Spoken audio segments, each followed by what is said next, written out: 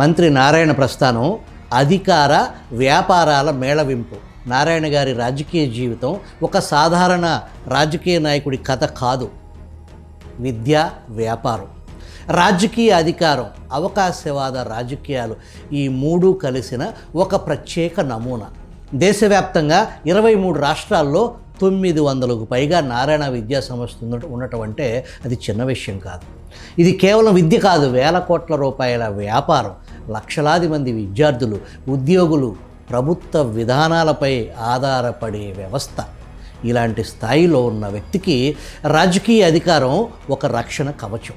నారాయణ గారు చంద్రబాబు నాయుడు గారికి అత్యంత సన్నిహితులు.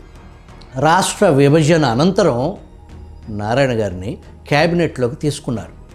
ఆ తర్వాత ఎమ్మెల్సీగా ఎంపిక చేశారు.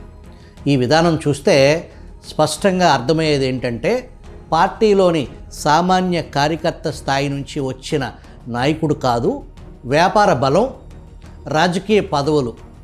ఇక్కడే ఒక ప్రశ్న మొదలవుతుంది. నారాయణ రాజకీయాల్లోకి వచ్చింది ప్రజల కోసమా లేదా తన వ్యవస్థ రక్షణ కోసమా?